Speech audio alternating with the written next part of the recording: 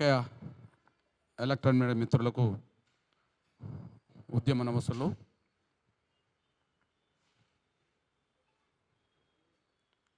SC రిజర్వేషన్ల వర్గీకరణకు ఇంకా అడ్డు తగులుతాం అని మాట్లాడే మనవాదులకు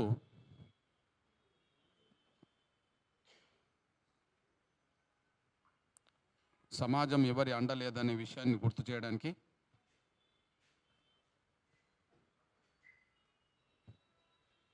సామాజిక న్యాయాన్ని దృష్టిలో పెట్టుకొని ఈ ప్రెస్ మీట్ జరుగుతుంది.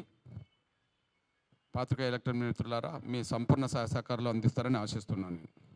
మహోన్నతుడైన భారత రాజ్యాంగ నిర్మాత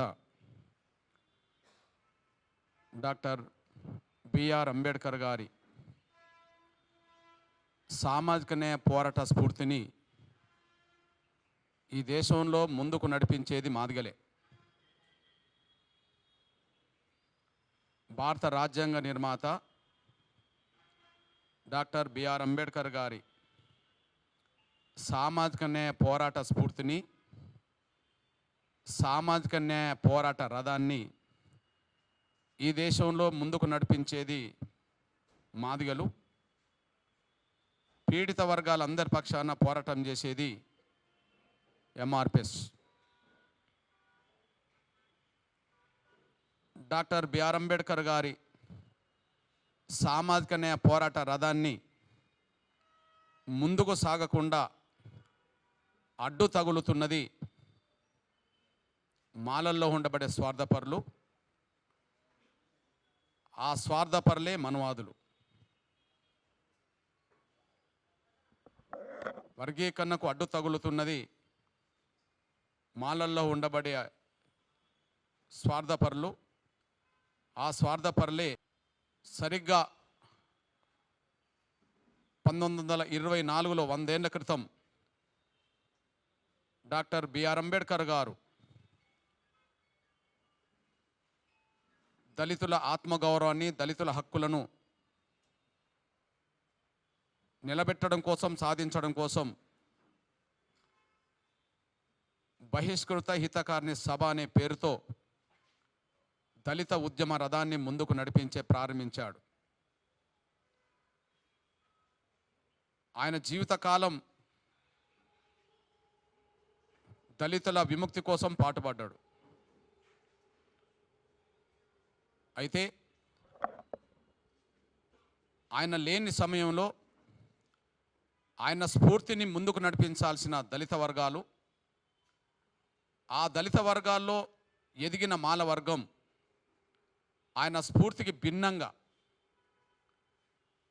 ఆయన సామాజిక న్యాయ పోరాట స్ఫూర్తిని వ్యతిరేకిస్తూ ఇవాళ ముందుకు నడుస్తుండడం జరుగుతున్న ప్రత్యేక పరిస్థితి. ఆనాడు అంబేద్కర్ సామాజిక న్యాయ పోరాటానికి అన్ని రంగాల్లో ప్రాతినిధ్యం ఉండాలనే పోరాటానికి అడ్డు తగిలే వాళ్ళందరినీ ఉద్దేశించి వాళ్ళనే మనువాదులుగా పోల్చాడు.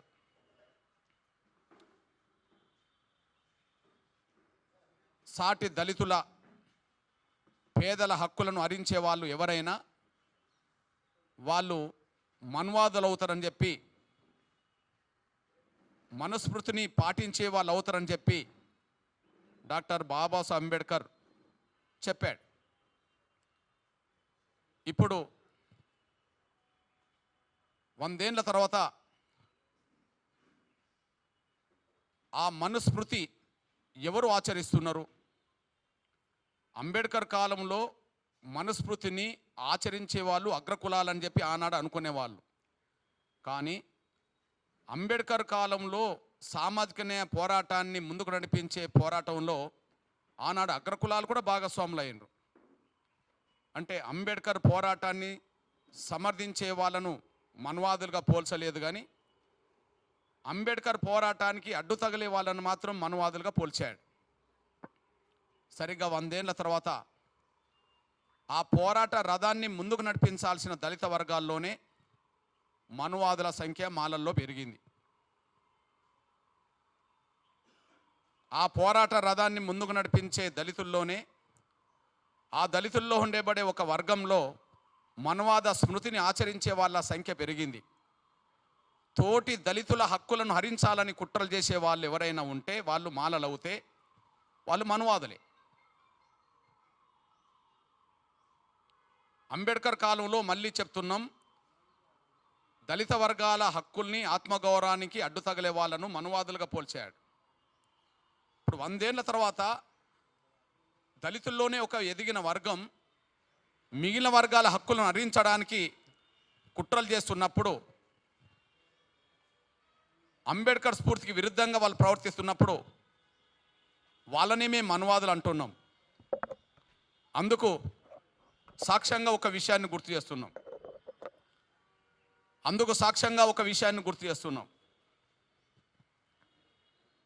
డాక్టర్ బాబాసాహెబ్ అంబేద్కర్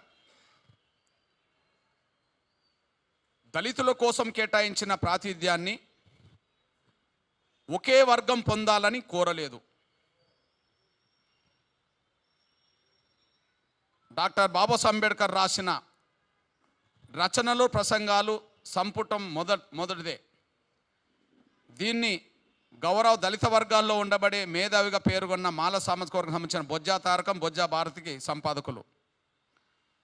ఇది 1993 నేదురుమల్లి జనార్దన్ రెడ్డి గారి ప్రభుత్వం అంబేద్కర్ ఇంగ్లీష్ రచనల్ని తెలుగులోకి తర్జుమా చేయించడానికి ప్రయత్నం చేసినప్పుడు సందర్భం ఈ పుస్తకం. బహుశా ఈ పుస్తకం తెలుగులో వచ్చే సమయానికి ఎంఆర్పిఎస్ కూడా ఆవిర్భావం జరగాలి. 93 ఈ పుస్తకం వచ్చింది, 94లో ఎంఆర్పిఎస్ వచ్చింది. దళిత వర్గాల కోసం కేటాయించబడ్డ ప్రాతినిధ్యం, మనం రిజర్వేషన్లు అంటున్నాం, అప్పుడు అంబేద్కర్ ఎప్పుడు ప్రాతినిధ్యం అనేవాడు. రిజర్వేషన్లు అనే మాట ఇప్పుడు వస్తున్నది, కానీ ఆనాడు డాక్టర్ బాబాసాహెబ్ అంబేద్కర్ ప్రతి రంగంలో దళిత వర్గాల ప్రాతినిధ్యం కోరేవాడు. ఆ ప్రాతినిధ్యాన్ని ఎలా కోరిండు అనే విషయం, మేము చదువుకోలేదు అంటుండ్రు కదా, మాలవర్గంలోనే చదువుకున్న వాళ్ళు ఎక్కువ ఉన్నారని అంటుండ్రు కదా, మరి డాక్టర్ బాబాసాహెబ్ అంబేద్కర్ రాసిన మొదటి సంపుటం చదువుకోవచ్చు కదా. ఆయన సంపుటాలు 15, 20 ఉన్నాయి కదా. నేను 15, 20 గురించి మాట్లాడతలేను కదా. మీ సభల్లో, మీ మాటల్లో ఎంఆర్పిఎస్ ఉద్యమ నాయకత్వాన్ని కించపరచడానికి చదువుకోలేనోడు అని మాట్లాడుతున్నారు కదా. నేను చదువుకోలేని మాట వాస్తవమే, కానీ డాక్టర్ బాబాసాహెబ్ అంబేద్కర్ మొదటి సంపుటిని మాత్రం చదివి వినిపిస్తా. మీలో చదువుకున్న వాళ్ళు మేధావులు ఎక్కువ కదా, మీరు మొదటి సంపుటాన్ని చదువుకుంటే బాగుండేదని నేను కోరుతున్నా. మీరు స్వార్థపరులు కదా, మీరు సామాజిక అంశానికి మీరు విరుద్ధం కదా, అది చదువుకోలేరు. అందులో ఏమున్నదో చెప్తున్నా నేను. జనాభా ప్రాతిపదికపై వారికి రావాల్సిన దానికంటే ఎక్కువ ప్రాతినిధ్యాన్ని ఏ ఇతర అల్పసంఖ్యాక వర్గం కోరకూడదు. ఒక కులం ఎక్కువ సంఖ్యలో ఉన్నప్పుడు దానిని హేతుబద్ధమైన పరిణామానికి తగ్గించవలసి వచ్చినప్పుడు ఎట్టి పరిస్థితుల్లోనూ అది ఇతర ఏ అల్పసంఖ్యాక వర్గాల వారికి నష్టం కలిగే విధంగా ఉండకూడదు. రిజర్వేషన్ల ఫలాలు అధిక సంఖ్యలో ఎక్కువ తీసుకున్న వర్గం నుంచి అదనపు ప్రాతినిధ్యం ఒక కులానికి మాత్రమే కేటాయించకూడదు. కానీ అన్ని అల్పసంఖ్యాక దళితుల్లోని వర్గాలందరికీ సరి సమానంగా వారి ఆర్థిక పరిస్థితి, వారి సాంఘిక హోదా, వారి విద్యాస్థాయి పురోగతిని బట్టి నిష్పత్తిలో పంపకం చేయాలి అన్నాడు. మేము అడుగుతున్నది పంపకమే కదా. మళ్ళీ చెప్తున్నా, ఏ ఉద్యోగాల్లో కానీ ఏ అల్పసంఖ్యాక వర్గం కూడా వారి జనాభాకు మించిన ప్రాతినిధ్యాన్ని కోరకూడదు. ఏ అల్పసంఖ్యాక వర్గం కూడా వాళ్ళ జనాభాకు మించి ఉద్యోగాల్లో వాళ్ళ ప్రాతినిధ్యం కోరకూడదు. అది సమానంగా పంపిణీ చేసుకోవాలని చెప్పి అంబేద్కర్ చెప్పాడు. ఈ సోయి కూడా వాళ్ళకు లేదు. అంబేద్కర్ బతికినప్పుడు ఆయన రాశాడు మరాఠీలో, దాన్ని మహారాష్ట్ర ప్రభుత్వం ప్రింట్ చేసింది. దాన్ని ఉమ్మడి ఆంధ్రప్రదేశ్ ప్రభుత్వం గౌరవం నేదురుమల్లి జనార్దన్ రెడ్డి గారి ప్రభుత్వం దాన్ని తెలుగులో తర్జుమా చేయించింది. తెలుగు విశ్వవిద్యాలయానికి సంబంధించిన నాయకత్వం దాన్ని ముందుకు నడిపించే క్రమంలో భారతి గారి మాల సంస్కరణకు సంబంధించిన వాళ్ళే దీన్ని ఉన్నట్టుగా రాశారు. మరి దళిత వర్గాల్లో ఏ వర్గం కూడా తన జనాభా కంటే మించి రిజర్వేషన్ ఫలాలు పొందొద్దని చెప్పినప్పుడు, అన్యాయం జరిగిన వర్గాలకు న్యాయం జరిగే విధంగా అందరికీ పంపిణీ చేయాలని చెప్పినప్పుడు దాన్ని వ్యతిరేకించడం అంటే అంబేద్కర్ స్ఫూర్తిని వ్యతిరేకించడం కాదా? దాన్ని వ్యతిరేకించడం అంటే అంబేద్కర్ స్ఫూర్తిని వ్యతిరేకించడం కాదా? రిజర్వేషన్ల ఫలాలు అందరికీ చెందాలని చెప్పి అంబేద్కర్ అన్న దాన్ని మీరు వ్యతిరేకించినట్టు కాదా? మరి ఆనాడు అంబేద్కర్ ప్రాతినిధ్యం కోరుతున్నప్పుడు దాన్ని అడ్డు తగిలెట్టే వాళ్ళని మనువాదులైనప్పుడు, ఈరోజు మా ప్రాతినిధ్యం విద్య, ఉద్యోగ, రాజకీయ రంగాల్లో మా ప్రాతినిధ్యం లేదనే విషయం అర్థమైనప్పుడు, అవి కమిషన్లన్నీ నిర్ధారణ చేసినప్పుడు మా వాట మేము కోరుకోవడం అనేది అంబేద్కర్ స్ఫూర్తికి అనుగుణమైంది కదా. మా వాటకు అడ్డు తగులుతున్నది మనువాదుల ఆలోచనకు అనుగుణంగా ఉన్నది కదా. నేను గమనించింది ఏంటంటే, అంబేద్కర్ కాలంలో 2 వర్గాలు ఉన్నాయి అగ్రకులాల్లో. ఈ దేశం మొత్తం మీద ఆధిపత్యం మేమే చేస్తాం, దళిత వర్గాలకు హక్కుల్ని అడ్డుకుంటామని చెప్పి ఒక వర్గం అంటే, అదే అగ్రకులాల్లో దళిత వర్గాలకు న్యాయం జరగాలి అని చెప్పి అంబేద్కర్కి అండగున్న రోజులు ఆ రోజు ఉన్నాయి. అంబేద్కర్ అగ్రకులాలందరినీ మనువాదులు అనలే, అంబేద్కర్ పోరాటానికి అడ్డు తగిలే వాళ్ళని మనువాదులు అన్నారు.